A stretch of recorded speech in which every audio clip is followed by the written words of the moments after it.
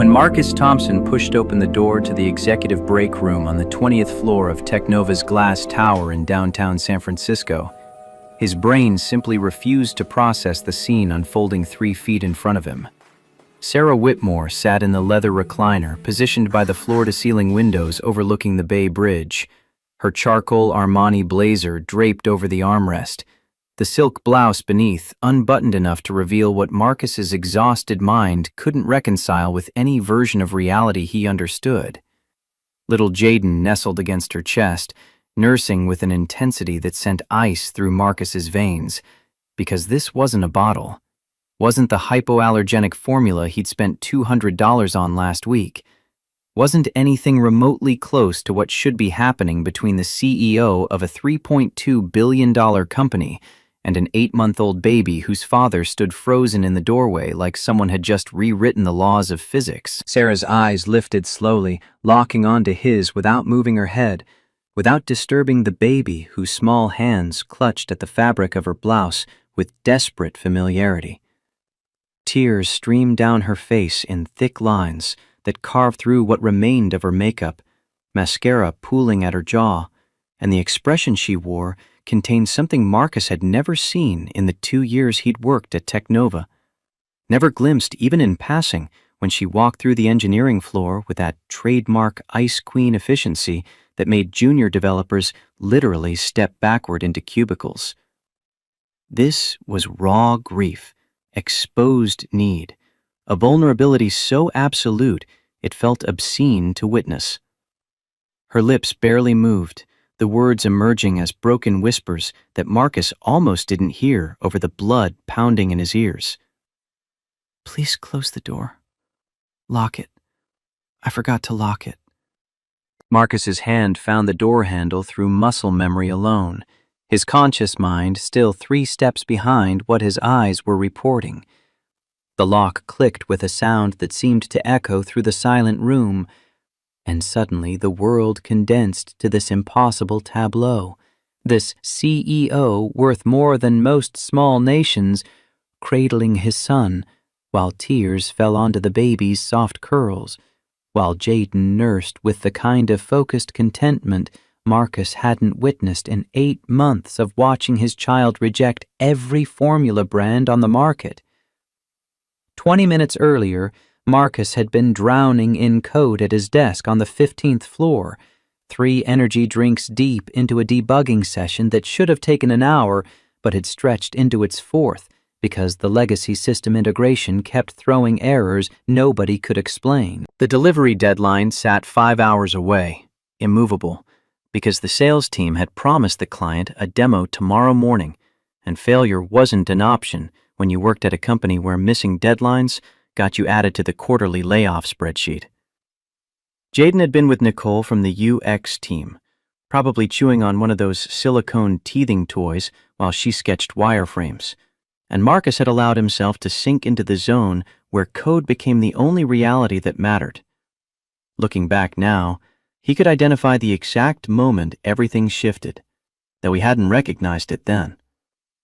Tyler had wandered past his desk around 9:15, coffee mug in hand, mentioning something about Sarah taking Jaden to the 20th floor. The words had registered at surface level only, filed away as background information while Marcus wrestled with a particularly nasty database query. Sarah Whitmore taking his baby upstairs didn't trigger any alarms because Jaden had become the unofficial mascot of the entire engineering division, passed between developers like a good luck charm, showered with attention from people who spent most of their lives staring at screens, and welcomed the excuse to interact with something small and warm and human. But Sarah Whitmore was different.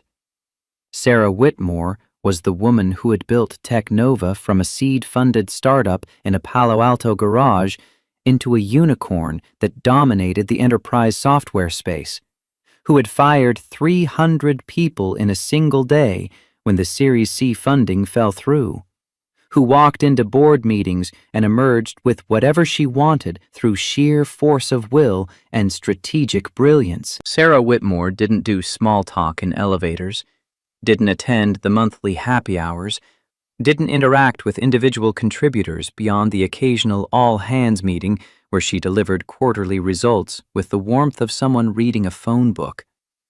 Marcus had never spoken directly to her, not once in 24 months, because there were 8 layers of management between a senior engineer and the CEO, and those layers existed for reasons that seemed self-evident. The realization that something was profoundly wrong had arrived gradually, building through a series of small observations that accumulated into dread. 30 minutes passed, then 45, and when Marcus finally extracted himself from the code long enough to check on Jaden, Nicole said she'd handed the baby to Michelle 15 minutes ago.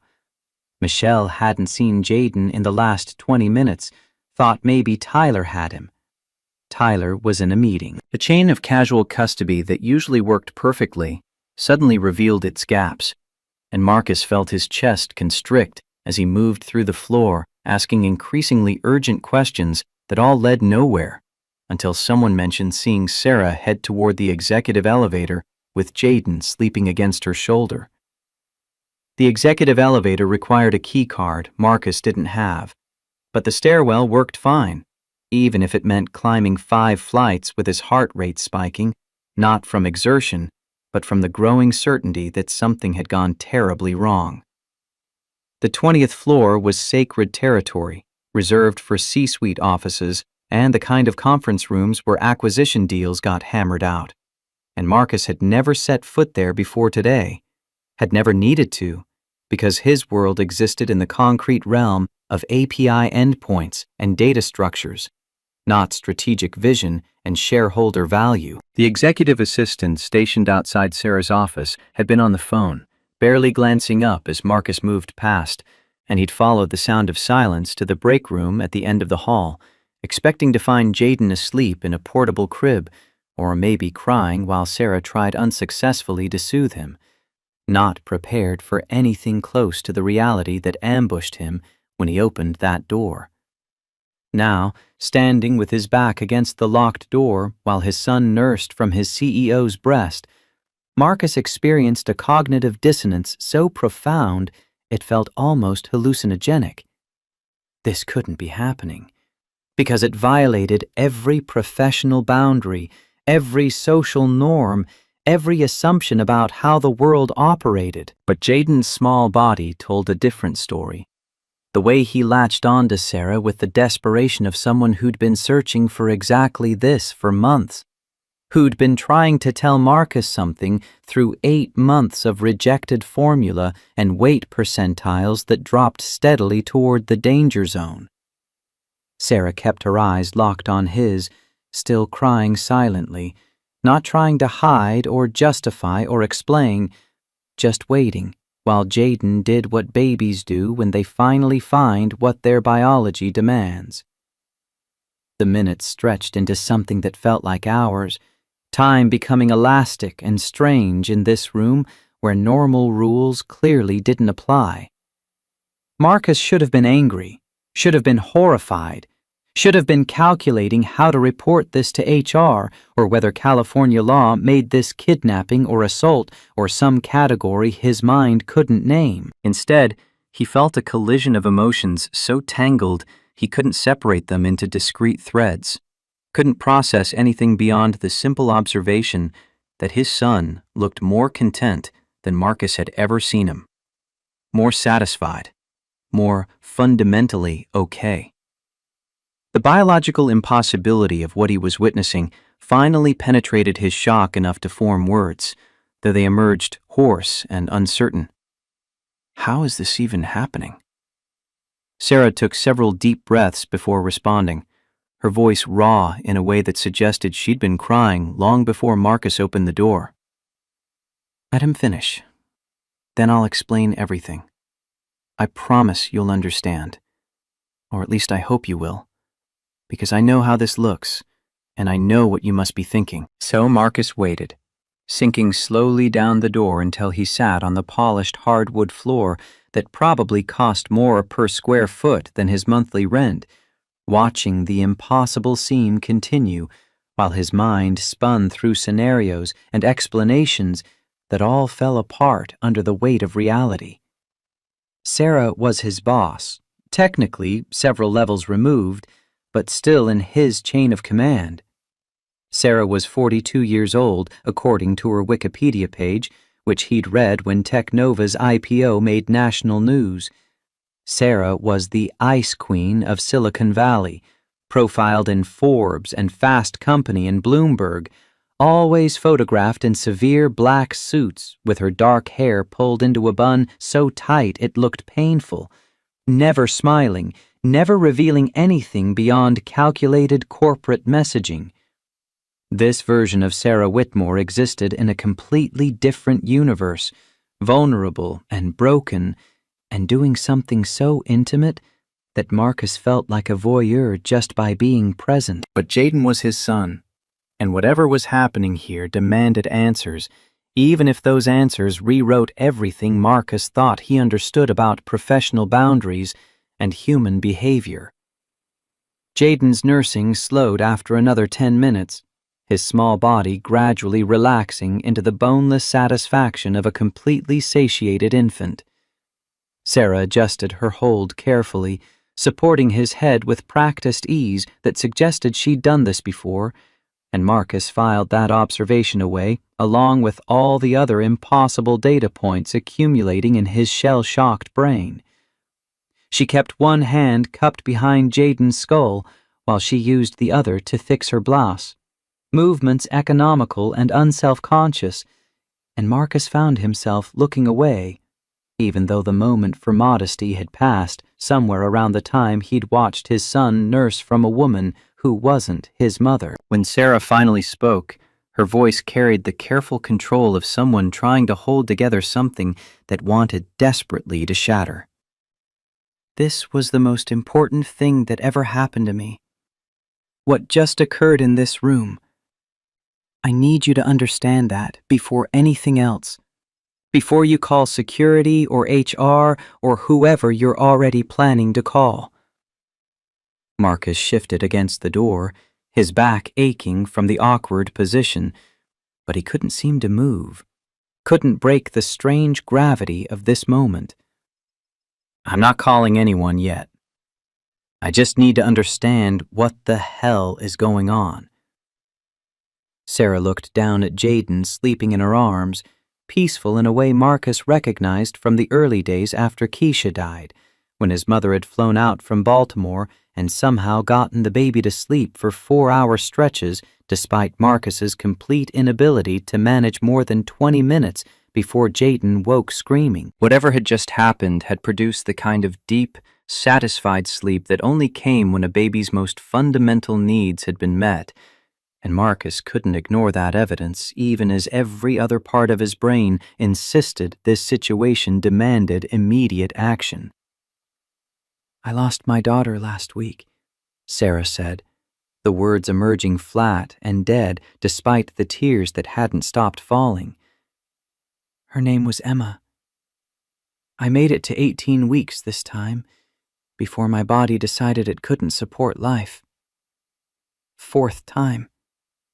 4 pregnancies, 4 losses, each one taking a little more of whatever hope I had left.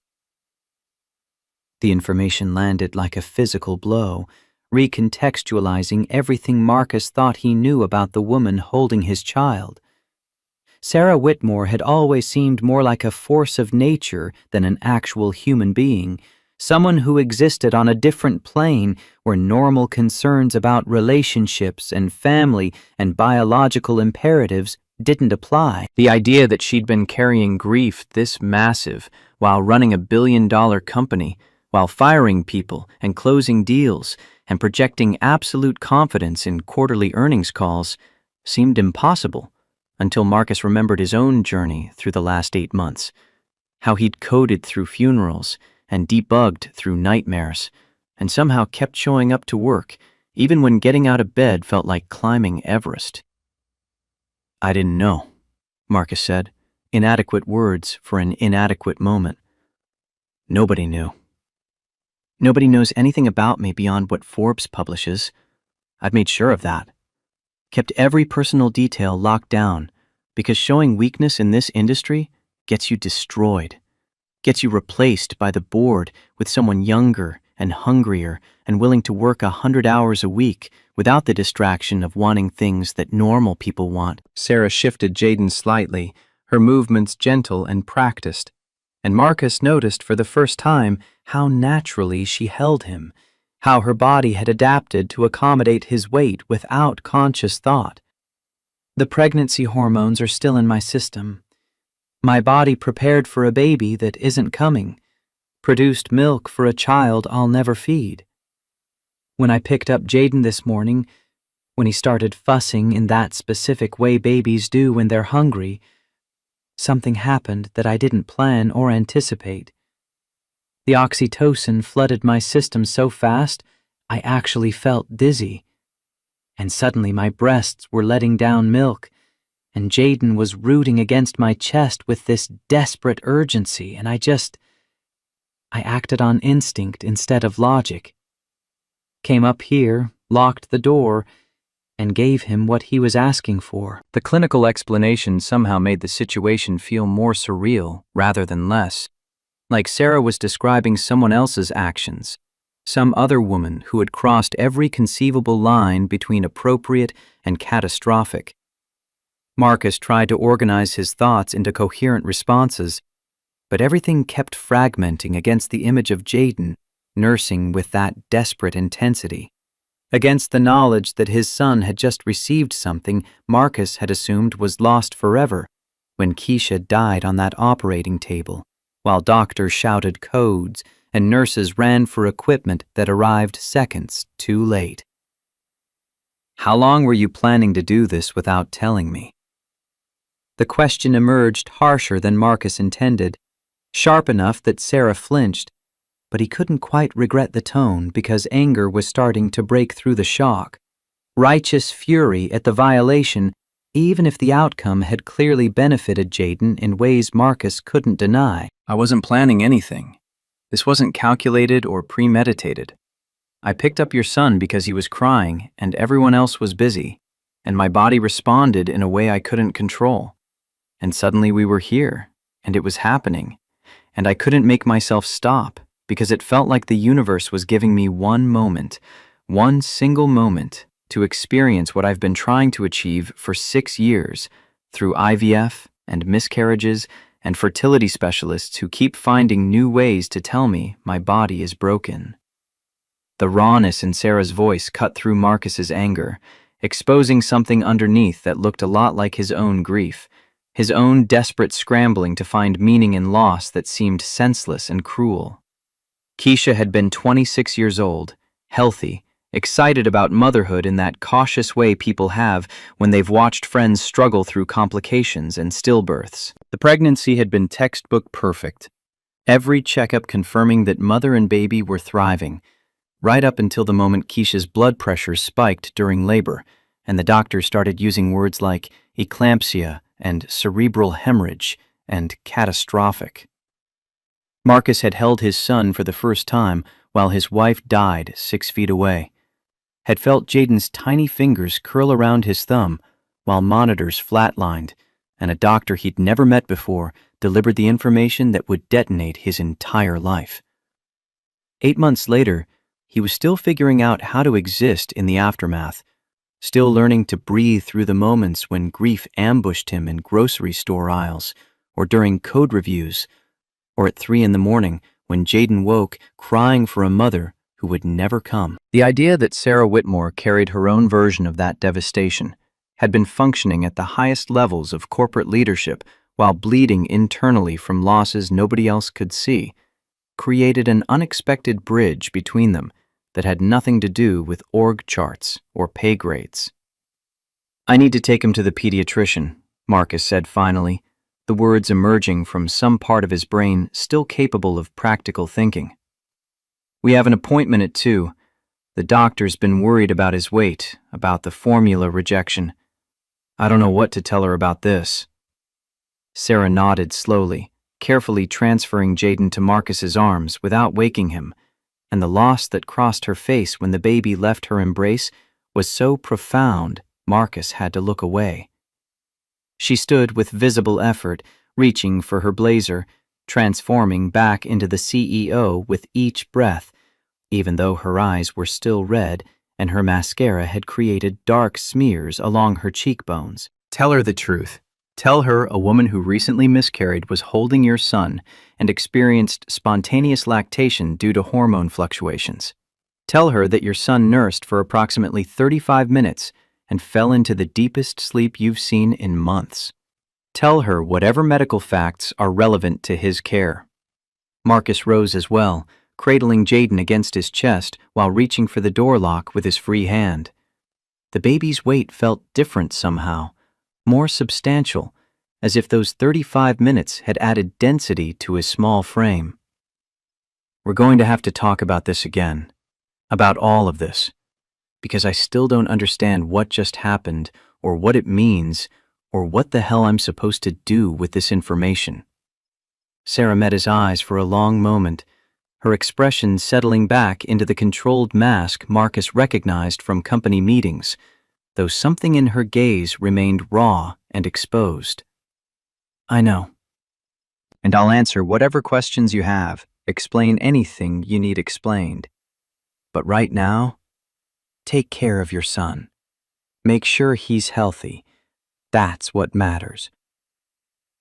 The drive to Dr. Morrison's office passed in the blur of San Francisco traffic and racing thoughts that refused to organize into coherent patterns. Marcus kept glancing at the rearview mirror, watching Jaden sleep in the car seat with that same profound contentment, occasionally checking to make sure this was real and not some stress-induced hallucination brought on by too many energy drinks and too little sleep. The appointment had been scheduled for weeks, another in the long series of increasingly worried visits where Dr. Morrison documented Jaden's failure to thrive, where percentile charts showed downward trajectories and the specter of hospitalization loomed closer with each weigh-in that came back below expectations.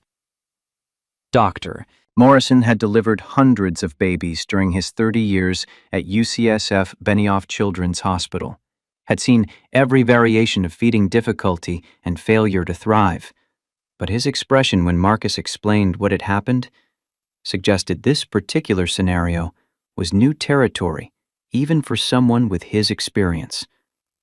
He listened without interrupting while Marcus laid out the facts in chronological order, starting with finding Jaden missing from the 15th floor and ending with Sarah's explanation about miscarriage and spontaneous lactation, trying to keep his voice clinical and detached, even though the story felt insane coming out of his own mouth.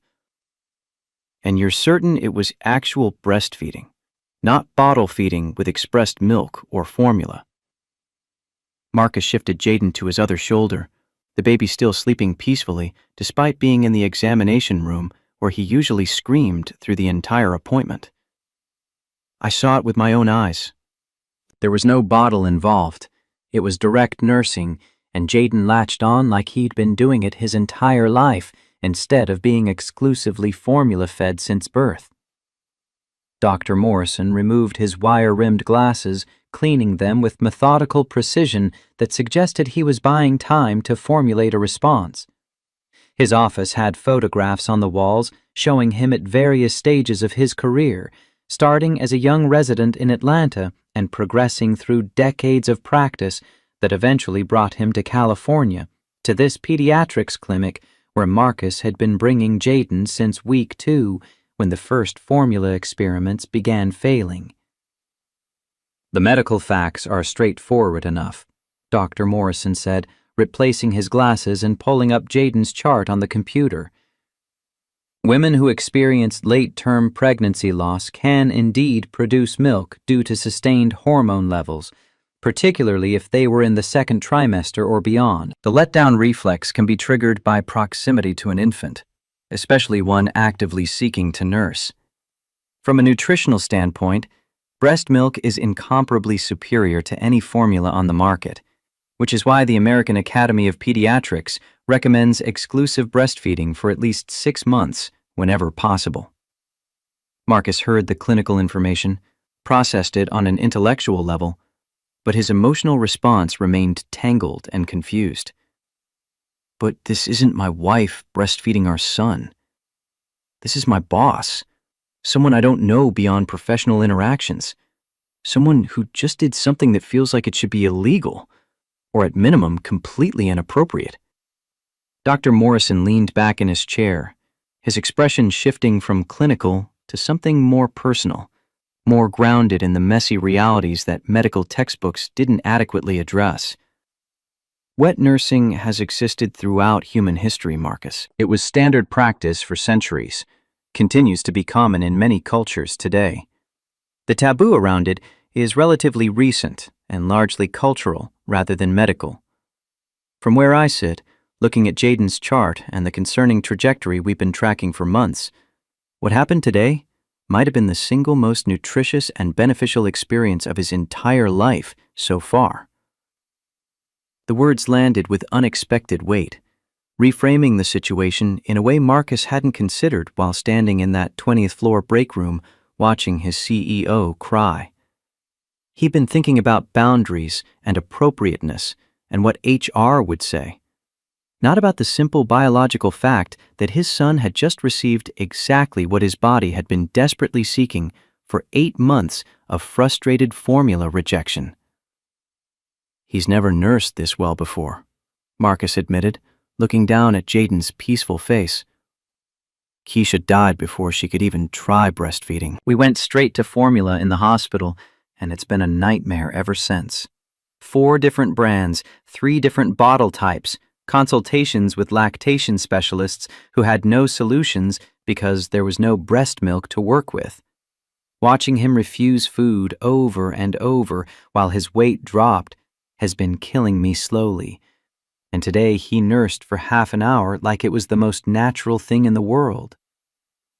Dr. Morrison pulled up the growth charts, pointing to the curve that showed Jaden hovering just above the 5th percentile for weight, dangerously close to the threshold where hospitalization became necessary. If this woman is healthy, if she's willing, and if Jaden responds as positively as it sounds like he did, then from a purely medical perspective, this could solve the feeding crisis that's been threatening his development. The question isn't whether breast milk would benefit him, because the answer to that is unequivocal. The question is whether you're comfortable with the arrangement, given the personal and professional complexities. Marcus stood, pacing to the window that overlooked the hospital parking lot, watching cars navigate through the mid-afternoon traffic while his brain tried to process information that seemed designed to short-circuit normal decision-making processes. Sarah Whitmore had just offered his son something irreplaceable, had given Jaden access to nutrition his body desperately needed through an act that was simultaneously generous and boundary-violating, selfless and strange. The fact that it had emerged from her own grief and loss made it more complicated rather than less, added layers of emotional entanglement that Marcus couldn't begin to untangle while standing in a pediatrician's office trying to figure out if his son was healthy or if this bizarre situation had just created new problems to replace the old ones. "I need to talk to her again," Marcus said finally. "Need to understand if this was a one-time thing driven by hormones and grief, or if there's something more happening here that I should be aware of." Dr. Morrison nodded, making notes in Jaden's chart that would document this appointment in ways that would probably baffle any future doctors who reviewed the records. "Whatever you decide, make sure Jaden continues getting adequate nutrition. His development depends on it. The feeding difficulties we've been tracking aren't sustainable long-term. Something needs to change, whether that's finding a formula that works or exploring alternative options." The drive back to Technova took 40 minutes through typical San Francisco congestion, and Marcus used the time to call his mother in Baltimore, putting the phone on speaker while navigating through the financial district toward the glass tower that housed his office and his CEO, and the impossible situation that had detonated his understanding of professional boundaries. Beverly Thompson had raised 3 sons as a single mother in Baltimore's rougher neighborhoods, had worked double shifts as a hospital administrator to keep food on the table, and Marcus in the magnet school that eventually earned him a scholarship to Berkeley. She'd seen him through Keisha's death, had flown out despite her heart condition, and stayed for 6 weeks helping with Jaden while Marcus learned to function through grief. Her voice on the phone carried that particular tone of maternal concern that suggested she already knew something was wrong before Marcus said a word. "Baby, you sound exhausted. What's happening?" Marcus told her everything, the words spilling out in a confused rush that probably didn't make much sense, but captured the essential insanity of the day. He expected shock, maybe disapproval, possibly anger at this woman who had crossed lines without permission. What he got instead was silence, the kind of thoughtful quiet that meant his mother was actually processing instead of reacting, considering the situation from angles Marcus hadn't thought to examine. "You know your grandmother fed half the neighborhood babies back in the day," Beverly said finally, her voice carrying memories of a South Carolina childhood Marcus only knew through stories. Women helped each other raise children, because that's what community meant. If your milk came in and your neighbor's baby was hungry while she was at work, you fed that child. Nobody thought twice about it, because survival mattered more than whose breast the baby was latched to. Marcus hadn't expected that response, hadn't anticipated his mother reaching for cultural memory that predated modern anxieties about appropriate boundaries. "That was a different time, Mama. This is my boss we're talking about, the CEO of the company. There are power dynamics and professional concerns and 100 reasons why this could explode in my face." Beverly's laugh came dry and knowing, carrying decades of navigating white corporate America as a black woman who'd climbed from secretary to hospital administration through sheer persistence. "Baby, I understand power dynamics better than you think.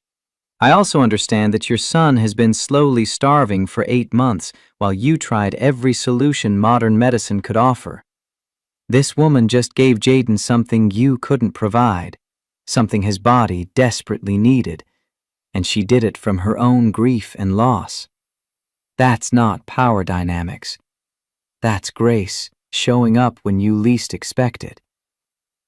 The words hit harder than Marcus wanted to admit, exposing the fear underneath his concerns about appropriateness, the shame he'd been carrying about failing to solve Jaden's feeding crisis through acceptable channels. He was supposed to be the provider, the protector, the father who could handle everything even when everything felt impossible. Accepting help from his CEO, from a woman he barely knew, from someone whose own pain had somehow intersected with his son's needs, felt like admitting defeat in ways Marcus wasn't ready to process. What if she's not stable? What if this is some grief reaction that passes and leaves Jaden dependent on something that disappears? Beverly's voice softened, taking on that particular quality she used when Marcus was being stubborn about something he needed to hear. "Then you figure it out the same way you've been figuring everything else out. But right now, today, your son is sleeping peacefully for the first time in months. That's not nothing, Marcus. That's everything.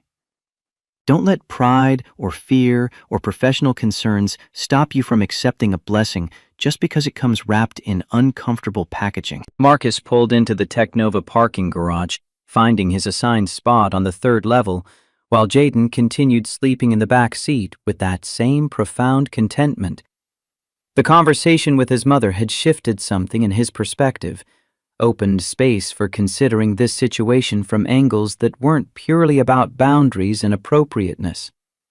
But accepting that shift meant having another conversation with Sarah, meant going back up to the 20th floor and asking questions he wasn't sure he wanted answered. The engineering floor felt different when Marcus returned, though probably nothing had actually changed beyond his perception of the space where he spent 60 hours a week writing code and debugging systems. Nicole asked about the appointment with casual interest, and Marcus deflected with vague statements about weight checks and formula discussions. not ready to explain the real situation to colleagues who knew Sarah Whitmore only as the terrifying executive who occasionally swept through on corporate tours. The afternoon crawled past with Marcus accomplishing nothing productive, his attention fragmenting between the sleeping baby in the portable crib beside his desk and the 20 floors above, where Sarah presumably sat in her corner office making decisions that affected thousands of employees and millions of dollars. Around 5:30, as the office began its evening exodus toward the parking garage and BART stations and buses that would carry people back to apartments and houses scattered across the Bay Area, Marcus made a decision that felt simultaneously inevitable and terrifying. He packed up Jaden's gear with mechanical precision, everything fitting into the oversized backpack that had become his constant companion, and walked to the elevator bank with his heart rate climbing toward levels usually reserved for sprint intervals or emergency room visits. The executive elevator required a key card Marcus didn't have, but the main elevator went to every floor, even if it meant enduring security protocols and checkpoints. The 20th floor reception area was emptier than it had been at 9 that morning, just Catherine at her desk outside Sarah's office, reading something on her computer with the intense focus that suggested end-of-day email processing. She looked up when Marcus approached, her expression shifting through surprise and suspicion before settling on professional neutrality. "Mr. Thompson, Ms. Whitmore isn't taking meetings today." Marcus adjusted his grip on Jaden, who was starting to wake from the afternoon nap that had lasted 4 hours longer than any previous sleep session in recent memory. "I think she'll want to see me. It's about this morning." Something flickered across Catherine's face. Recognition or understanding, or maybe just the awareness that whatever was happening here fell outside her job description. She picked up her phone, spoke quietly into it, listened for a moment, then gestured toward the heavy oak door that led to the corner office Marcus had only seen in company press releases. "She says to come in." Sarah's office occupied the northwest corner of the building, windows on 2 walls offering views of the Bay Bridge and the fog rolling through the Golden Gate in thick banks that would blanket the city by nightfall. The furniture was minimalist and expensive, steel and glass and leather in shades of black and charcoal. No personal photographs or decorative touches beyond a single orchid on the credenza that looked professionally maintained. Sarah sat behind her desk reviewing documents, and she didn't look up immediately when Marcus entered. Didn't acknowledge his presence until he'd crossed half the distance to her desk and stopped, uncertain whether to sit or stand or speak first. When she finally raised her eyes, Marcus saw exhaustion that went bone deep, the kind of weariness that no amount of sleep could fix, because it came from carrying weight that never got lighter. "I thought you might come back," Sarah said, her voice flatter than it had been in the break room, more controlled, more like the CEO voice Marcus recognized from quarterly meetings. "Sit, please." Marcus settled into one of the leather chairs across from her desk, positioning Jaden on his lap so the baby could see around the office, taking in the world from his father's arms with wide eyes that suggested full awareness despite being barely 8 months old. "I talked to the pediatrician and my mother, and I've been thinking about what happened this morning for the last 6 hours. Sarah closed the folder in front of her with precise movements, giving Marcus her full attention in a way that felt almost overwhelming, like standing in a spotlight that revealed every flaw and inadequacy. "And what conclusions did you reach?" Marcus took a breath, organizing thoughts that still felt jumbled and uncertain despite hours of mental processing. "That I don't understand what happened or why it happened. But I can't deny that Jaden responded to you in ways he's never responded to formula. That the pediatrician confirmed breast milk would be incomparably better for his development than anything I can buy in a store." That my mother reminded me wet nursing used to be normal before modern society decided it was weird. He paused, watching Sarah's expression for reactions that remained carefully controlled, giving nothing away. But I also need to know if this was a one-time thing driven by grief and hormones, or if there's something else happening here that I should understand before I make any decisions about my son's welfare. Sarah stood, moving to the window that overlooked the bridge, her posture rigid in a way that suggested she was holding herself together through conscious effort. I've lost 4 babies in 6 years. 4 pregnancies that ended in different kinds of devastation, each one taking something I can't get back. Last week I lost Emma at 18 weeks. After spending 4 months believing this time would be different. This time my body would cooperate. This time I'd finally get to experience motherhood instead of just failing at it repeatedly. She turned to face Marcus, and the control in her expression had started to crack, showing the grief underneath. When I held your son this morning, when my body responded by producing milk, when he latched on and nursed like he'd been waiting his entire life for exactly that, I felt what I've been chasing for 6 years. I felt needed. I felt capable. I felt like maybe all this suffering had some purpose beyond just destroying me slowly.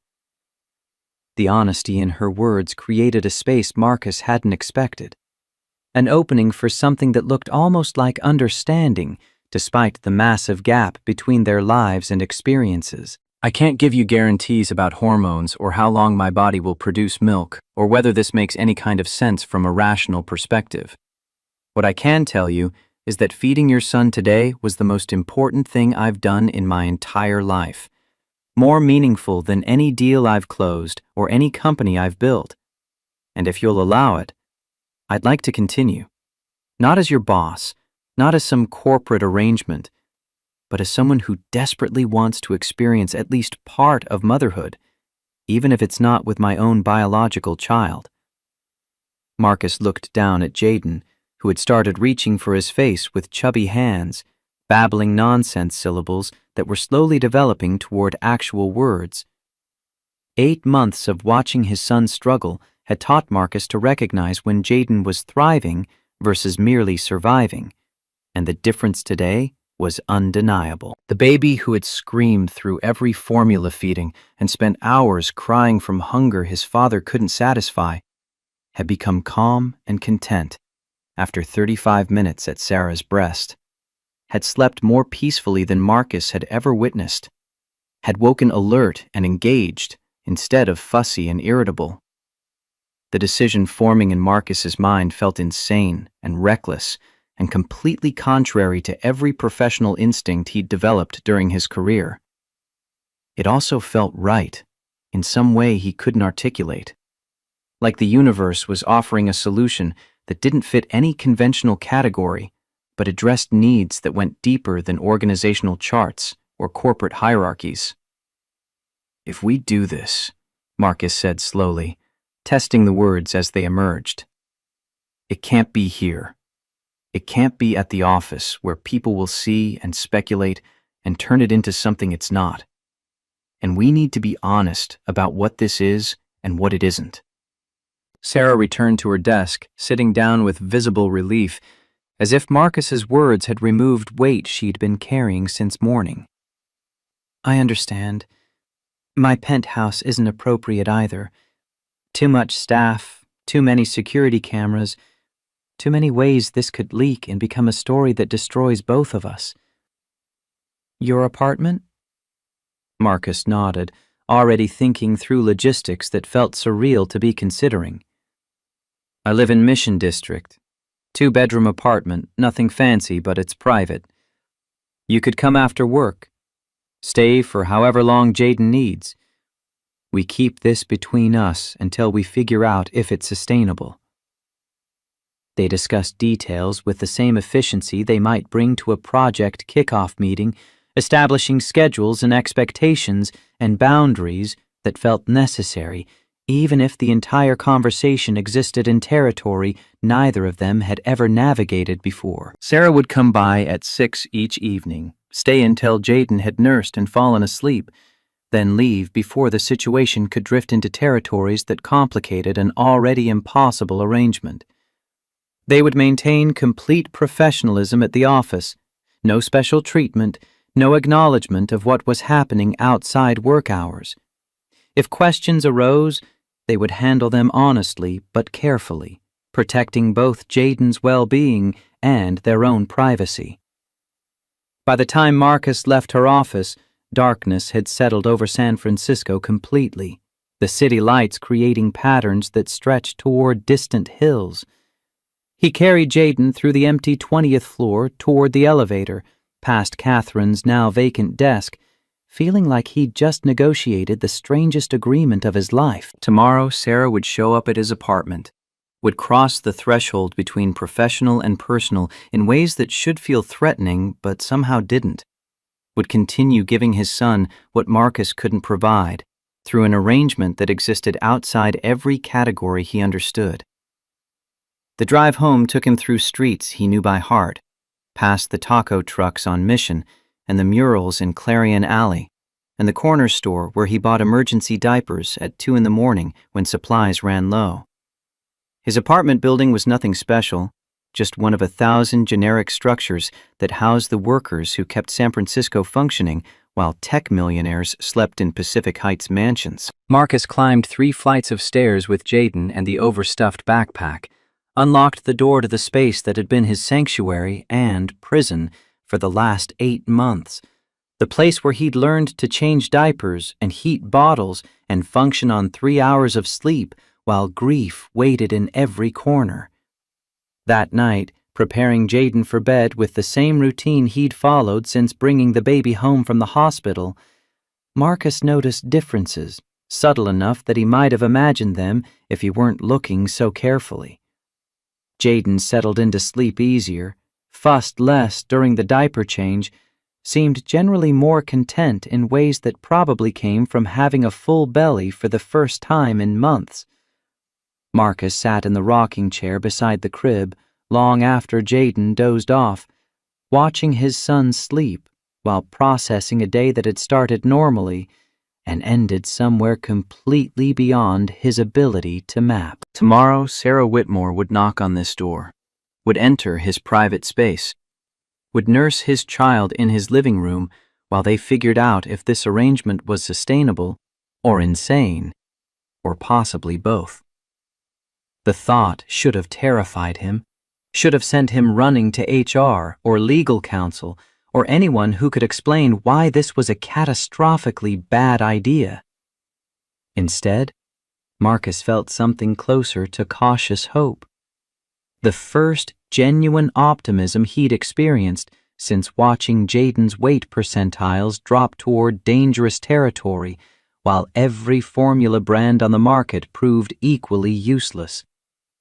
He thought about Keisha, wondering what she would make of this situation, whether she'd approve or be horrified, or simply understand that sometimes survival requires accepting help from unexpected places. They'd talked about breastfeeding during the pregnancy, Keisha determined to try, despite horror stories from friends about painful latching and inadequate supply and judgmental lactation consultants.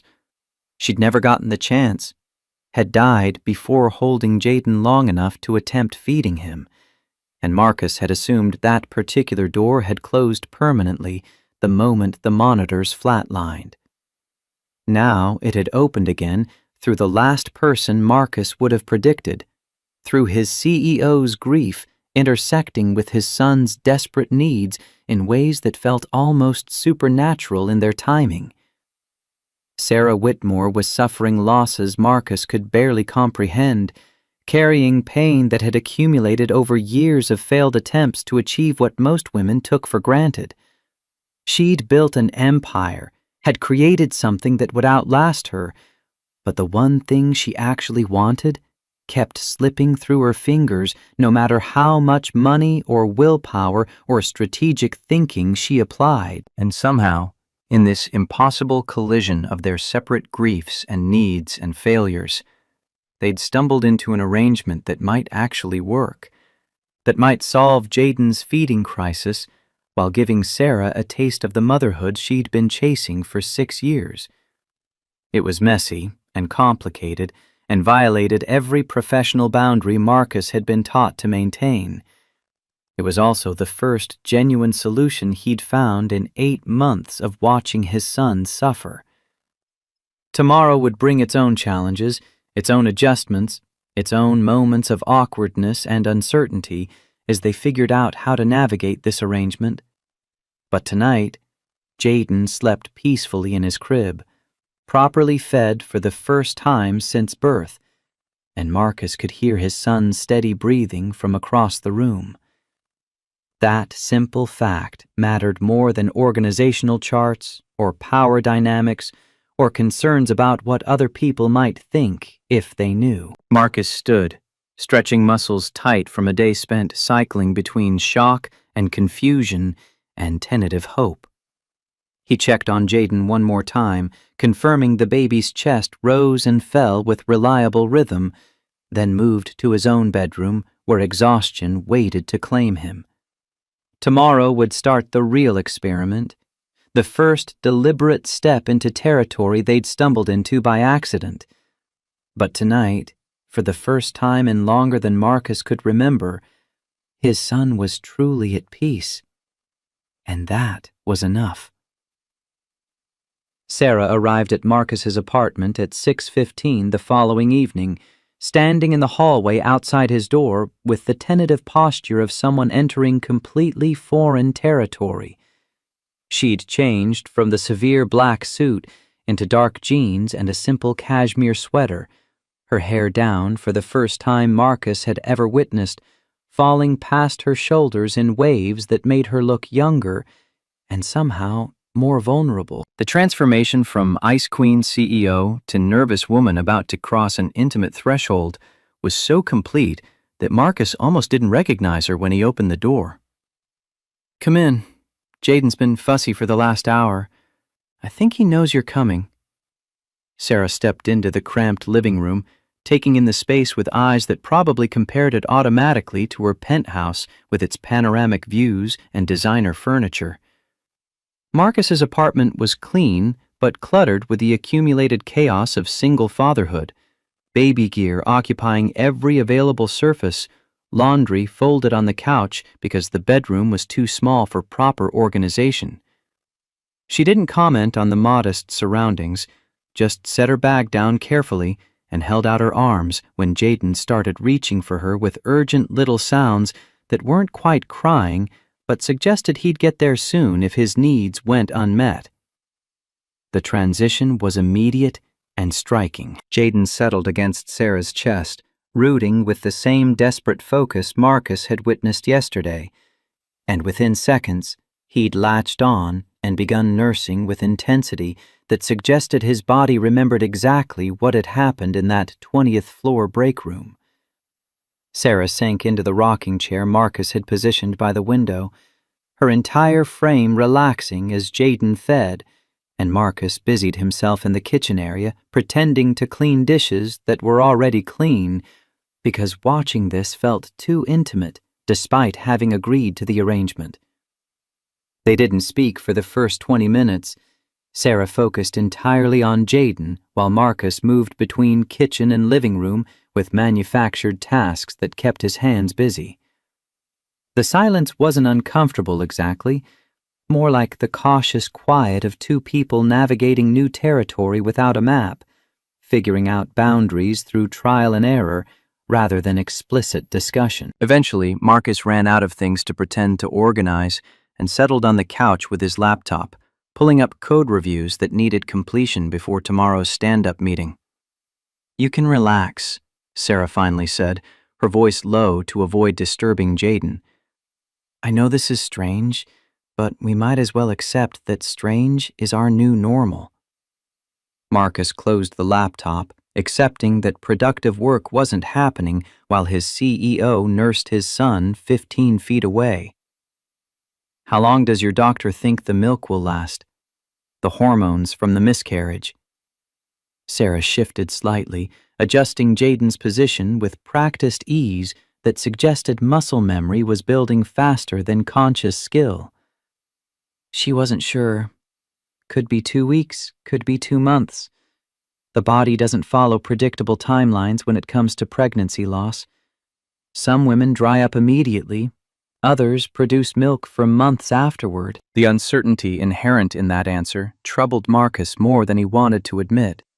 Because if Jaden became dependent on Sarah's milk only to have it disappear abruptly, they'd be back in the same crisis that had nearly required hospitalization.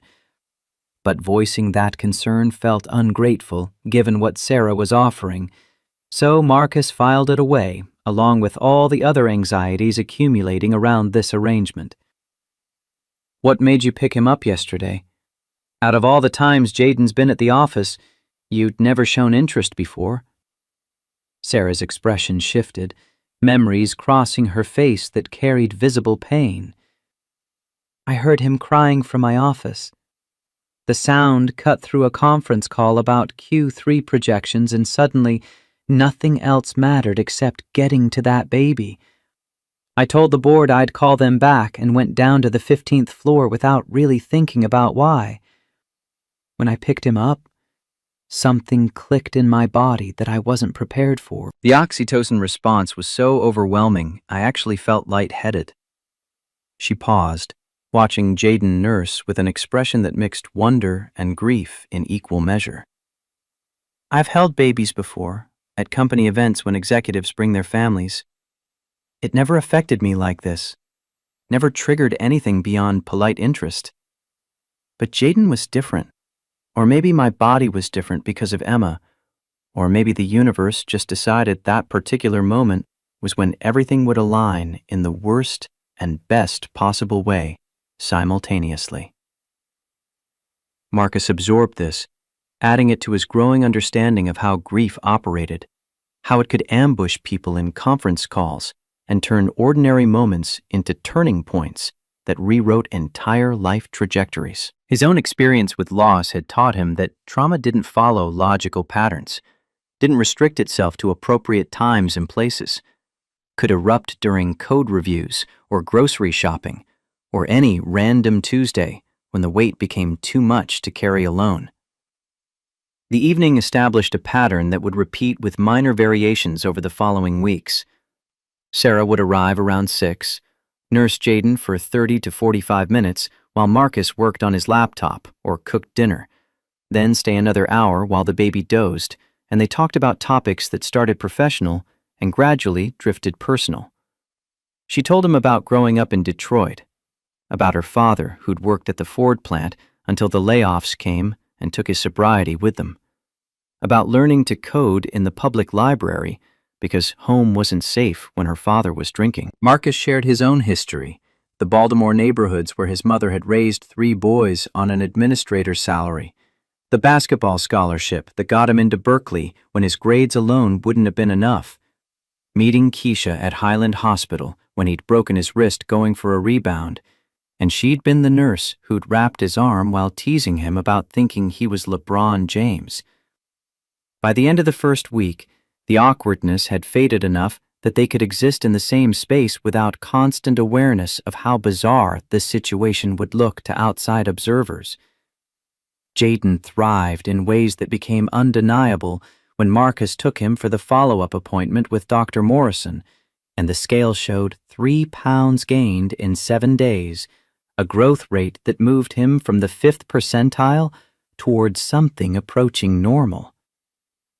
Dr. Morrison documented the improvement with professional detachment, asking questions about feeding frequency and duration that Marcus answered honestly, while deliberately avoiding details about who was providing the milk.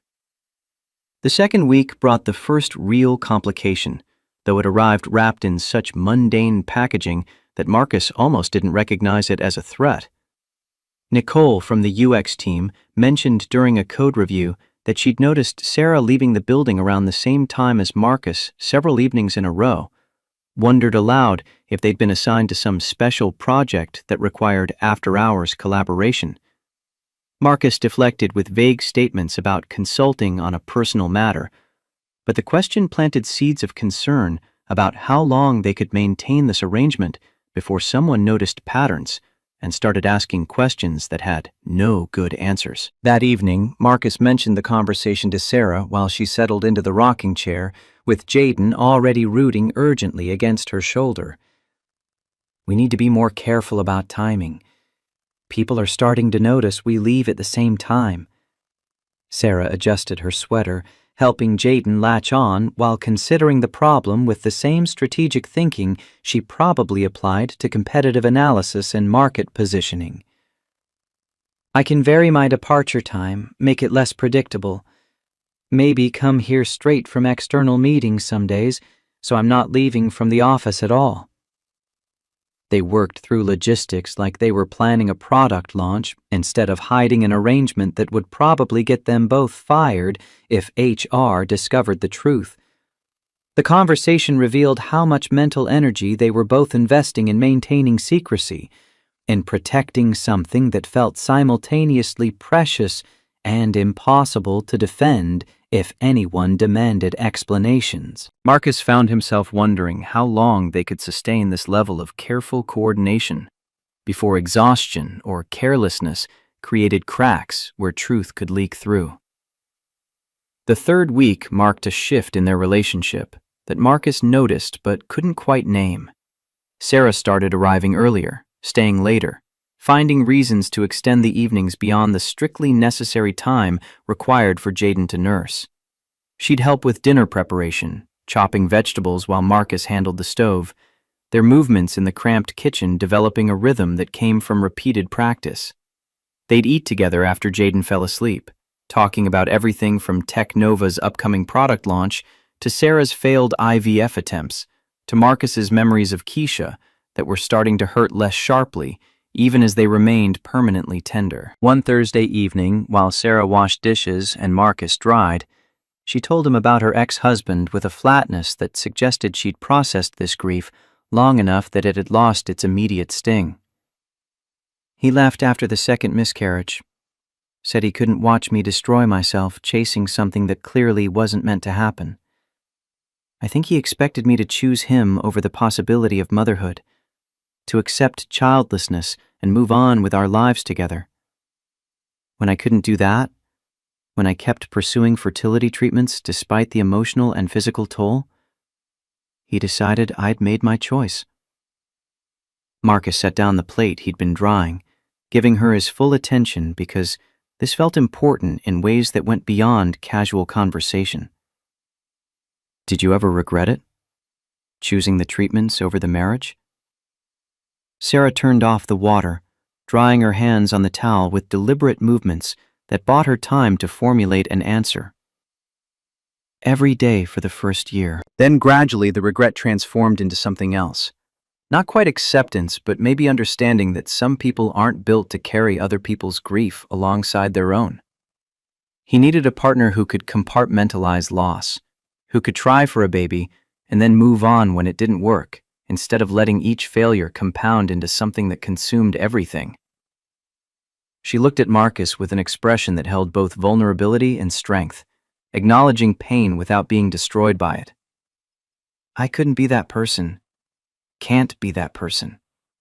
When I want something, I pursue it with everything I have, which is probably why I built a billion-dollar company, but also why I've lost 4 pregnancies without learning when to stop trying." The honesty in her words created intimacy that had nothing to do with the physical act of nursing Jaden, a different kind of closeness built from shared understanding of what it meant to want something desperately while watching it slip away repeatedly. Marcus recognized the pattern from his own experience with grief, the way loss didn't diminish just because time passed, how absence could become a permanent presence that shaped every decision and perspective. "Keisha used to say I loved too hard," Marcus offered, the memory arriving with unexpected gentleness. "That I needed to learn how to want things casually, to care less intensely so disappointment wouldn't hit as brutally. She was probably right, but I don't know how to be any other way." Sarah smiled, a real smile that transformed her face completely, erasing the Ice Queen mask to reveal someone younger and more approachable underneath. Maybe that's why we ended up here. Two people who can't do anything halfway, who commit completely, even when the smart move would be protecting ourselves. The moment stretched between them, charged with recognition that felt dangerous in its implications. Marcus broke eye contact first, returning to the dishes with renewed focus, because acknowledging the connection forming between them meant confronting questions about where this arrangement was heading beyond the immediate practical concerns about Jaden's nutrition. By the fourth week, Sarah had become such a regular presence in Marcus's apartment that Jaden would start fussing around 6 o'clock, regardless of whether he was actually hungry. His internal clock apparently calibrated to expect her arrival. The baby's development had accelerated dramatically, reaching milestones that Dr. Morrison documented with professional satisfaction while carefully avoiding questions about the specifics of Jaden's feeding routine. Marcus watched his son transform from the listless infant who'd barely responded to stimulation into an engaged, alert baby who smiled readily and babbled constantly, reaching for toys with improving coordination and sleeping through most nights in stretches that allowed Marcus to function like a semi-normal human being. But success brought its own complications, particularly around the question of sustainability. Sarah's milk production showed no signs of decreasing, her body apparently committed to the fiction that she was nursing her own biological child rather than someone else's son. Medical literature suggested that continued stimulation could maintain lactation indefinitely, that women throughout history had served as wet nurses for years if demand remained consistent. The implication was clear. This arrangement could continue as long as they wanted it to, which raised questions neither of them seemed ready to address directly. Late one Friday evening, after Jaden had dozed off and Sarah was gathering her things to leave, Marcus finally asked the question that had been building for weeks. What happens when this stops being just about feeding Jaden? When it becomes something more complicated than a practical arrangement? Sarah froze with her bag half packed, her back to Marcus, and the silence that filled the apartment felt heavy with implications neither of them had been willing to name aloud until now. I don't know, she admitted, turning to face him with an expression that mixed fear and hope in ways that probably mirrored his own tangled feelings. I know we said this was just about Jaden's nutrition, just a temporary solution to a medical crisis. But somewhere along the way, it became the most important part of my day, the thing I look forward to more than anything happening at work or anywhere else in my life. Marcus stood, closing the distance between them until only a few feet separated their positions in the small living room where they'd spent 4 weeks building something that didn't fit any category either of them understood. You're my boss. You're 14 years older than me. Everyone would say I'm taking advantage, or you're abusing your power, or this whole situation is completely inappropriate. Sarah held his gaze, not flinching from the uncomfortable truth in his words. I know all of that. Know what it would look like if anyone found out, how it would destroy both our careers and probably get me removed as CEO. But I also know that I've never felt more like myself than I do here, in this cramped apartment with you and Jaden, doing something that has nothing to do with quarterly earnings or market share or any of the metrics that supposedly define success. The vulnerability in her admission broke something loose in Marcus's chest, some final resistance to acknowledging what had been growing between them alongside the practical arrangement about feeding his son. I think I'm falling in love with you, he said, the words emerging quiet but clear, carrying weight that seemed to fill the entire apartment. I know that's insane. I know it complicates everything. But I can't keep pretending this is just about Jaden when you're the first person I've wanted to see every day since Keisha died. Sarah closed the remaining distance, her hand finding his with a tentative touch that asked permission while offering connection. I've been in love with you for 2 weeks. Tried to deny it, tried to convince myself this was just about filling the void Emma left. But that's not what this is. You make me feel seen in ways nobody has since before I became successful enough that people only saw the company or the money or the reputation. Marcus pulled her into an embrace that felt simultaneously natural and earth-shattering, Sarah's frame fitting against his in ways that suggested they'd been moving toward this moment since she'd walked into his apartment 4 weeks ago.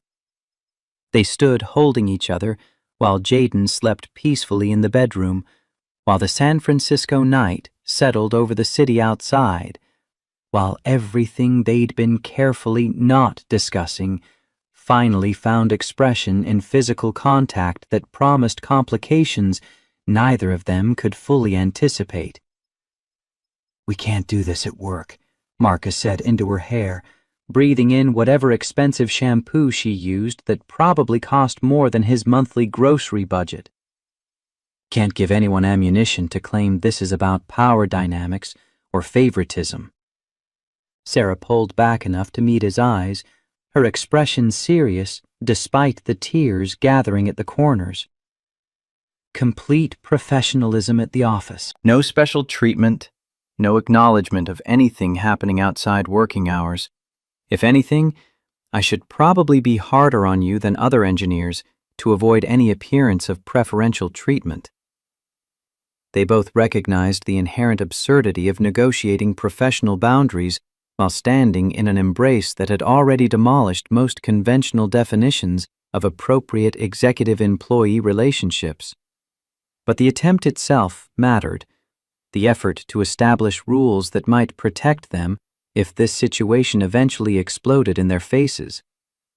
Marcus kissed her then, tentative at first, and then with growing confidence as Sarah responded with equal intensity. 4 weeks of accumulated tension finding release in physical connection that felt overdue and terrifying in its implications. They kissed like people who'd been denying themselves something essential, who'd finally stopped fighting against what they both wanted, despite all the rational arguments against pursuing it. When they finally separated, breathing hard, Marcus recognized that they'd just crossed a threshold that couldn't be uncrossed, that this arrangement had officially become something far more complicated than a practical solution to Jaden's feeding crisis. Sarah must have reached the same conclusion, because she stepped back, creating physical distance while her expressions cycled through emotions too complex to name. "I should go. Need to think about what this means, how we navigate it without destroying everything we built." Marcus nodded, understanding the need for space even as part of him wanted her to stay, to keep talking through implications and complications until they'd mapped every possible consequence. But some things needed processing alone, in the quiet hours when brutal honesty became possible without the distraction of another person's presence. Sarah gathered her things with movements that had lost their earlier efficiency, her hands slightly unsteady as she packed her bag and checked her phone and prepared to return to whatever penthouse apartment awaited her across the city. At the door, she paused, looking back at Marcus with an expression that mixed joy and terror in equal measure. "Same time tomorrow?" Marcus managed a smile that felt shaky but genuine. "Jaden will be waiting. So will I." After she left, Marcus stood in the center of his living room processing what had just happened, what they'd just acknowledged, what doors they'd opened that would reshape both their lives in ways neither could fully predict. He checked on Jaden, confirming the baby slept peacefully, then moved to the window where he could see Sarah's Tesla pull out of the parking lot below, red taillights disappearing into San Francisco traffic. The smart move would be pumping the brakes, establishing firm boundaries, maybe even ending the arrangement before emotional entanglement made everything impossible to untangle. But Marcus had never been good at smart when it contradicted what his heart demanded, had never learned how to want things casually or protect himself from potential devastation. He was all in or all out, committed completely or not at all. And somewhere in the last 4 weeks, he'd committed to Sarah Whitmore in ways that went far beyond agreeing to let her nurse his son. Saturday brought new complications when Beverly called from Baltimore, her voice carrying the particular quality that meant she'd been worrying about something and finally decided intervention was necessary. Baby, I need to ask you something, and I need you to be honest with me, even if the answer is complicated. Marcus settled onto the couch with Jaden playing on a blanket at his feet, toys scattered in the chaos that marked weekend mornings. "What's going on, Mama?" Beverly took an audible breath, gathering courage for whatever question she'd been building toward. "Are you developing feelings for this woman? This Sarah who's been helping with Jaden?" The directness of the question caught Marcus off guard, despite knowing his mother had always possessed uncomfortable accuracy when it came to reading her son's emotional states from 3,000 miles away. "What makes you ask that?" Her laugh came dry and knowing. "Marcus Antonio Thompson, I've been your mother for 28 years. I know when you're falling for someone based on how your voice changes when you talk about them." Every time you mention Sarah, you sound like you did when you first met Keisha, like the whole world just got brighter and more complicated simultaneously. Marcus closed his eyes, accepting that lying to his mother had never worked, and wouldn't start working now, despite the distance between Baltimore and San Francisco. "I kissed her last night, told her I was falling in love with her. She said she felt the same way." The silence on the other end stretched long enough that Marcus started worrying the connection had dropped. But then Beverly spoke with the careful tone she used when delivering hard truths wrapped in love. "Baby, I understand loneliness. Understand wanting connection with someone who sees you beyond the grief and the single parenthood and all the weight you've been carrying. But this woman is your boss, has power over your career, and there's no version of this that doesn't get complicated in ways that could hurt you badly." Marcus watched Jaden grab a plastic ring and try to fit it in his mouth, drooling contentedly, completely unaware that the adults around him were navigating emotional minefields. "I know all the reasons this is a bad idea, Mama. Know it could explode my career, know the age gap means we're in different life stages, know that starting a relationship under these circumstances is probably the worst decision I could make right now." He paused, finding words for feelings that still felt too new to articulate completely. "But she makes me feel alive again, in ways I haven't felt since Keisha died. Makes me remember that I'm more than just Jaden's father, more than a grief-stricken widower trying to survive. When I'm with her, I can breathe fully, instead of just taking shallow breaths to get through the day." Beverly's sigh carried 3,000 miles of maternal concern and understanding fighting for dominance. "Then I won't tell you not to pursue it, because you're a grown man who gets to make his own choices even when those choices scare his mother. But I will tell you to be careful, to protect yourself, and to remember that Jaden needs you stable more than he needs you in love." They talked for another 20 minutes about logistics and timelines and what Marcus would do if the situation fell apart, Beverly extracting promises about maintaining boundaries at work and having exit strategies if things deteriorated. By the time they hung up, Marcus felt both supported and more anxious about the path he'd chosen, his mother's concerns adding weight to worries he'd been trying to suppress through sheer force of optimism. The relationship shifted into something Marcus could only describe as cautiously optimistic over the following 3 weeks. Sarah continuing her evening visits while they navigated the delicate balance between professional distance at work and growing intimacy at home. At Technova, they maintained perfect formality, Sarah walking past Marcus's desk without acknowledgement during her occasional sweeps through the engineering floor. Marcus attending all-hands meetings where she delivered quarterly projections with the same ice-cold precision that had earned her reputation. Nobody seemed to notice anything unusual, which suggested their performance was convincing, or their colleagues were too absorbed in their own concerns to register subtle changes in executive-employee dynamics. But the facade required constant vigilance, mental energy spent monitoring every interaction for signs that might trigger curiosity or suspicion.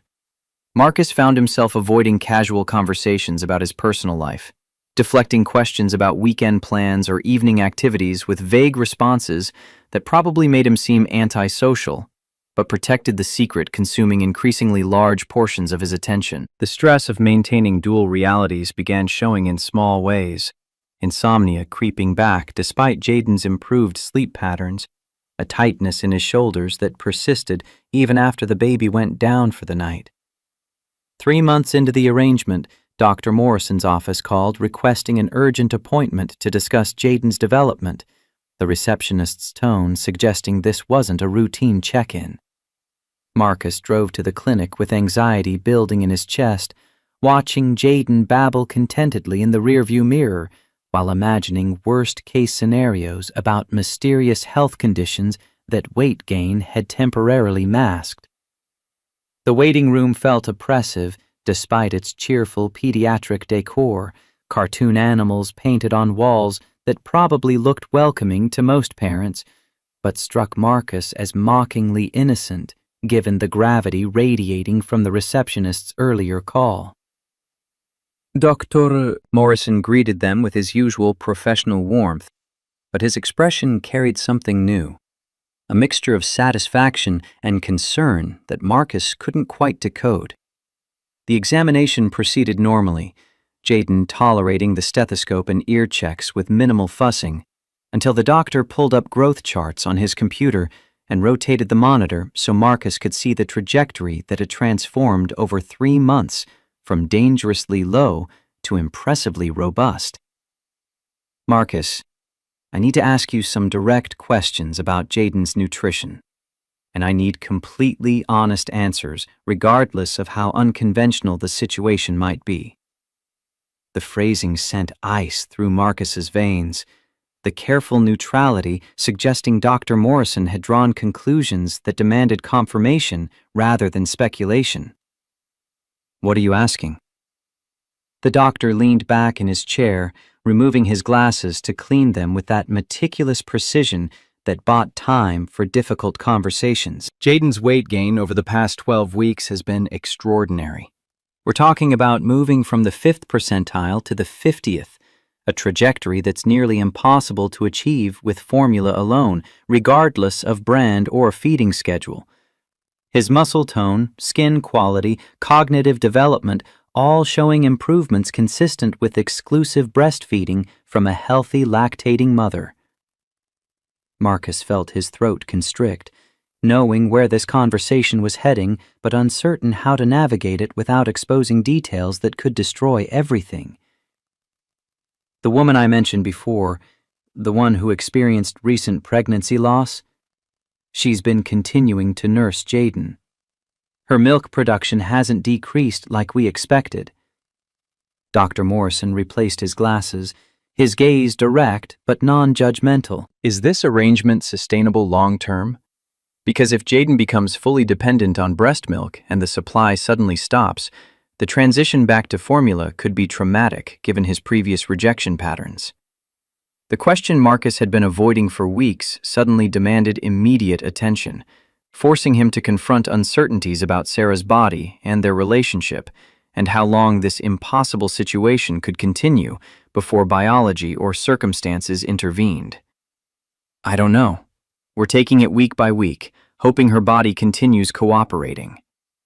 The doctor made notes in Jaden's chart, his expression revealing nothing about whether he approved or disapproved of this unconventional feeding arrangement. From a purely medical standpoint, what's happening is working beautifully for Jaden's development. From a practical standpoint, you need contingency plans in case the situation changes suddenly. Introducing small amounts of solid food might help ease any eventual transition, give him alternative nutrition sources beyond exclusive breastfeeding. They discussed timelines for introducing purees and cereals, strategies for gradual weaning that might protect Jaden if Sarah's milk dried up unexpectedly.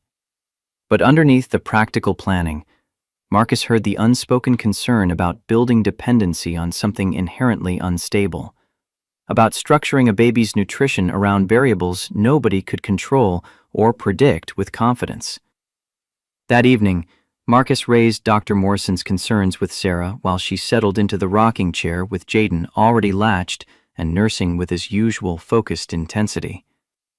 She listened without interrupting, her expression shifting through emotions that ranged from defensive to worried as Marcus outlined the sustainability questions and contingency planning recommendations. "My body shows no signs of stopping," Sarah finally responded, her voice tight with something that sounded like fear beneath the surface confidence.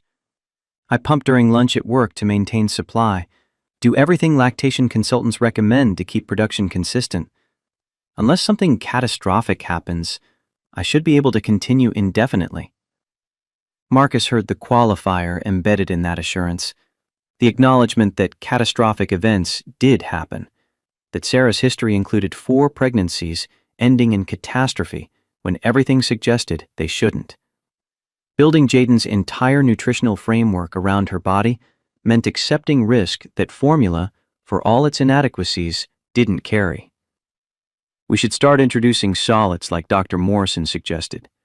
Not to replace you, but to give Jaden alternatives in case your supply changes."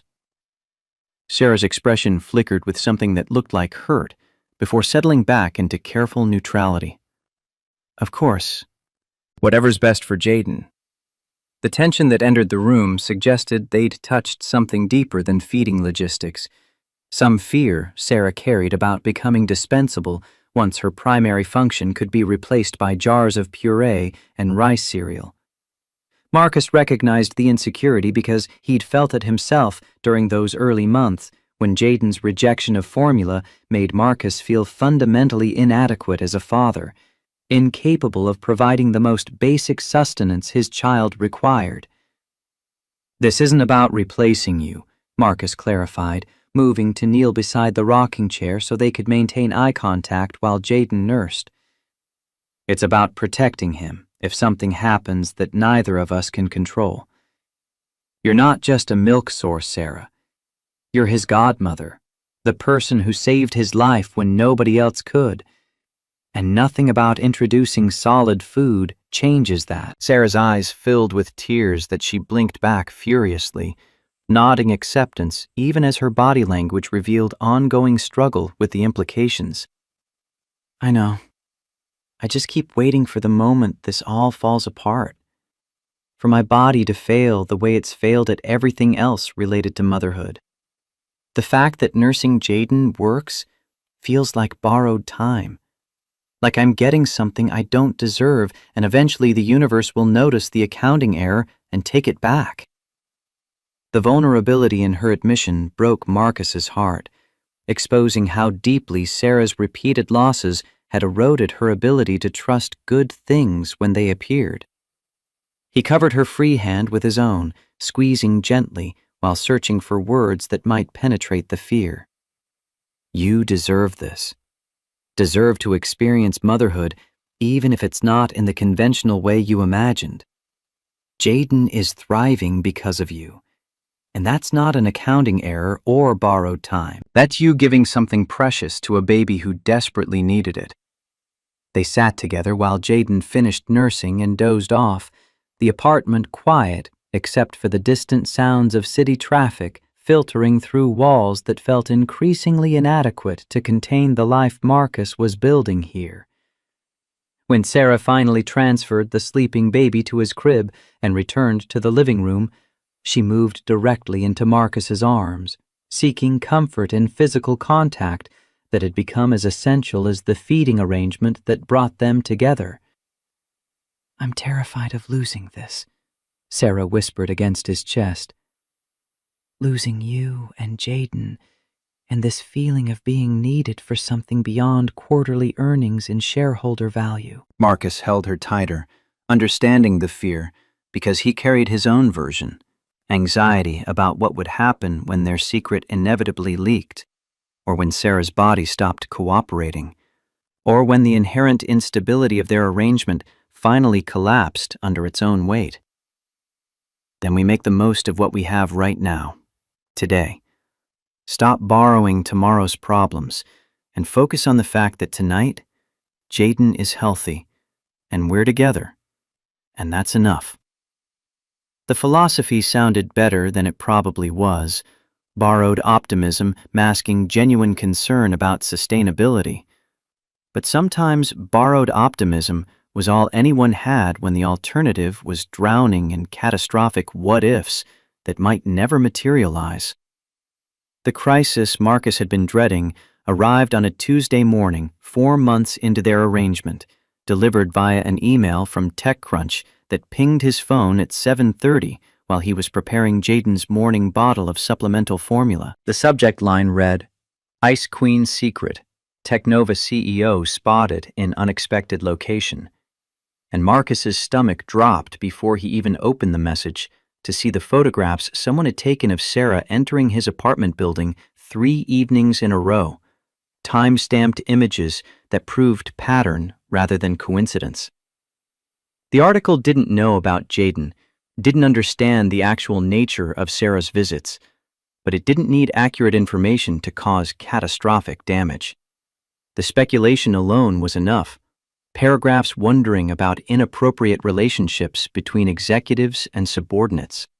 Questions about whether this represented abuse of power or favoritism that violated Technova's ethics policies.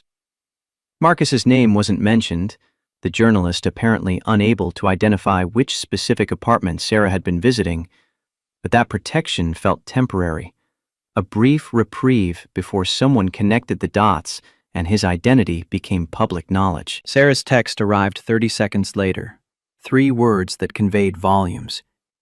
"We need to talk." Marcus called his mother, explained the situation in rapid sentences while simultaneously getting Jaden dressed and fed, Beverly's voice on speaker providing the grounding presence he desperately needed while his world tilted sideways.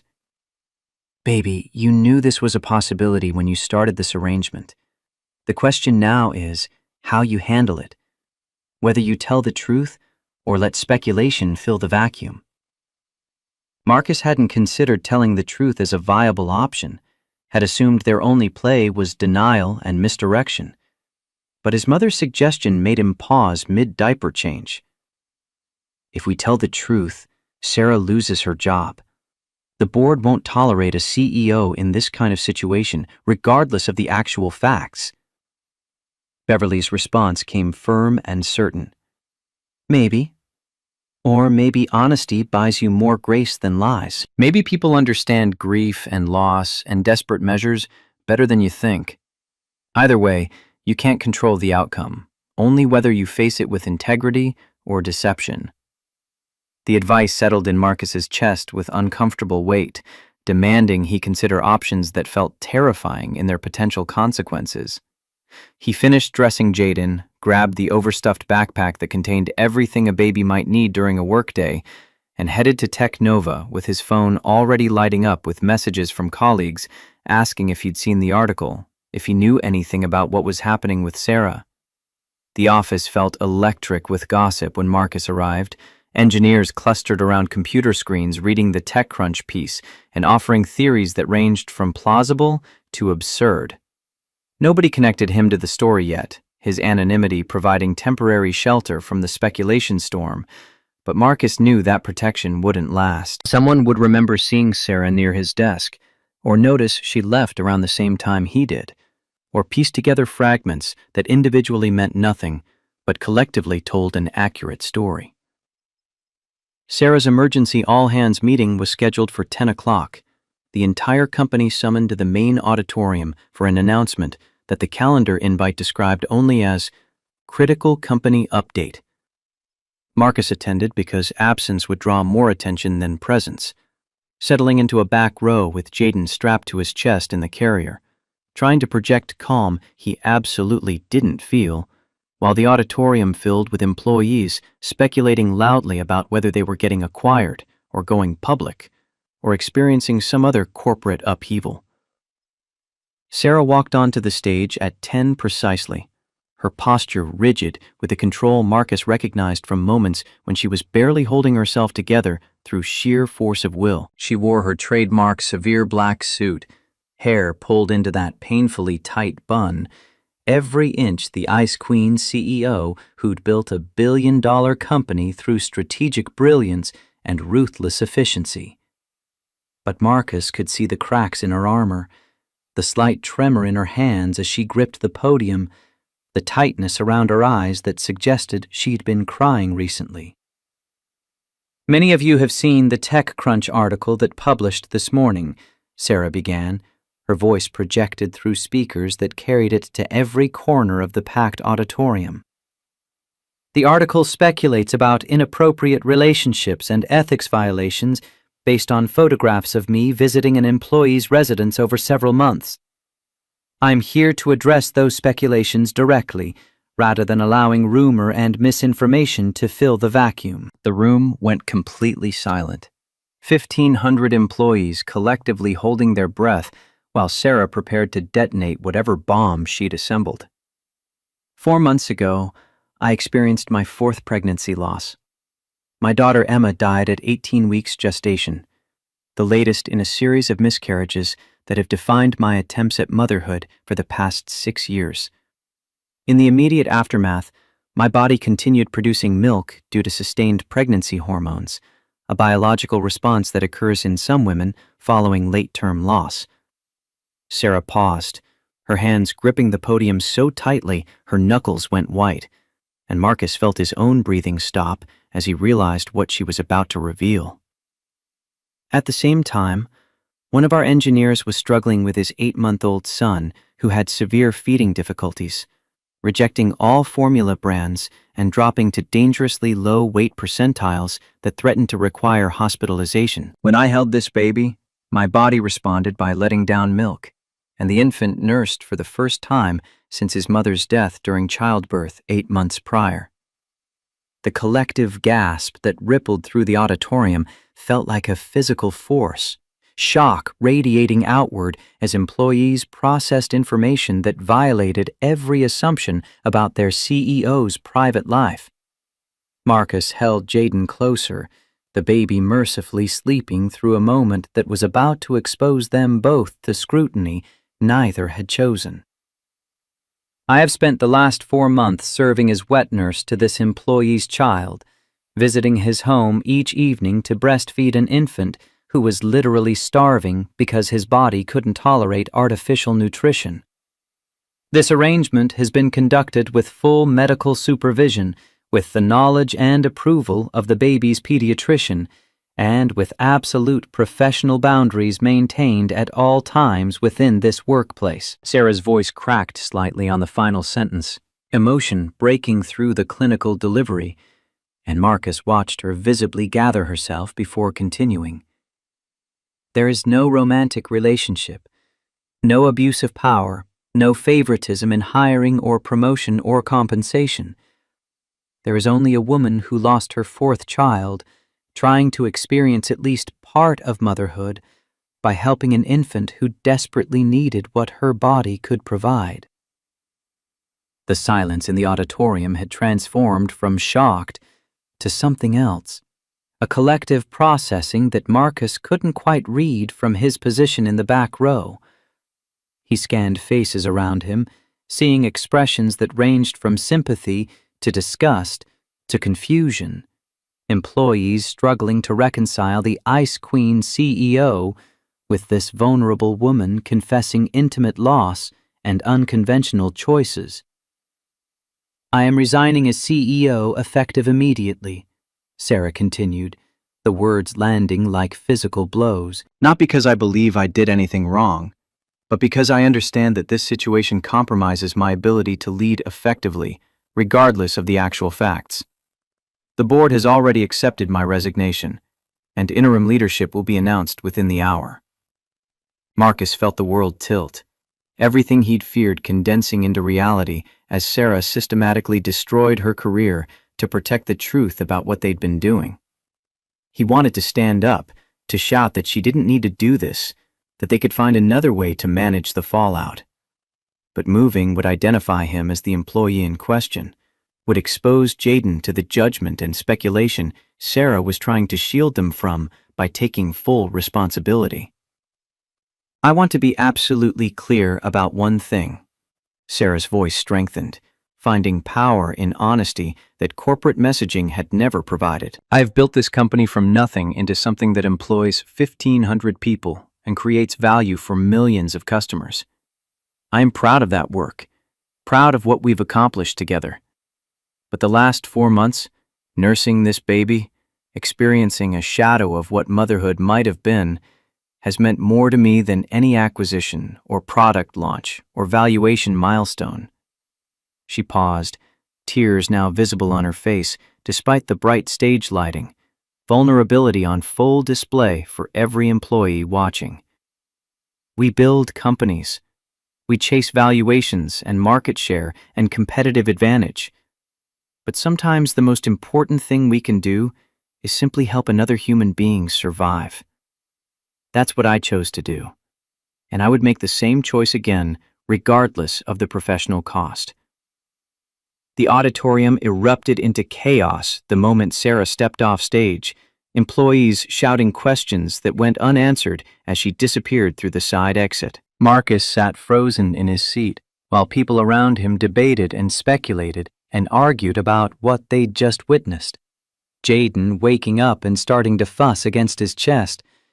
He needed to leave before someone connected the dots, needed to get out of this building before his identity became public, and the speculation turned toward him.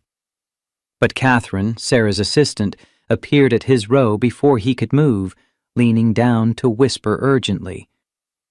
"Miss Whitmore asks that you bring Jaden to her office. She's waiting." Marcus followed Catherine through hallways that felt surreal, passing colleagues who were too absorbed in processing Sarah's announcement to notice him slipping toward the executive elevator.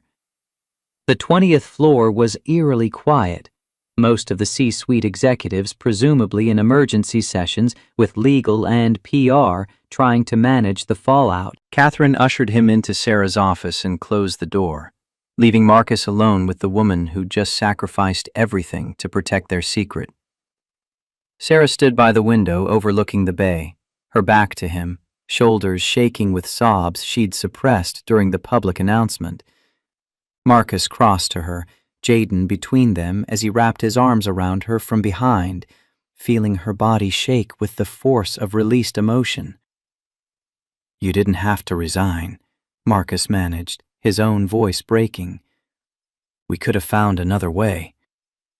Sarah turned in his arms, her face destroyed by tears and grief, and something that might have been relief underneath the devastation.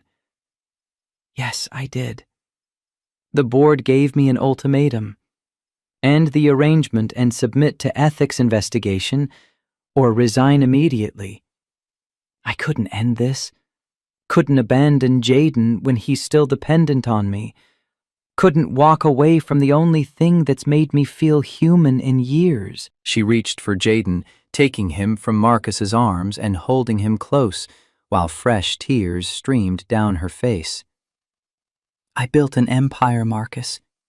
Created something that will outlast me and employ thousands of people and generate billions in value. But I couldn't create life. Couldn't carry a pregnancy to term. Couldn't be a mother in the way I desperately wanted." Her voice dropped to a whisper, raw with pain that went back years.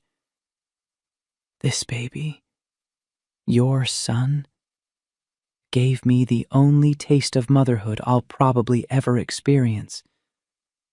How could I choose corporate leadership over that? How could I prioritize a job title over the chance to be needed by someone who doesn't care about my net worth or market position?"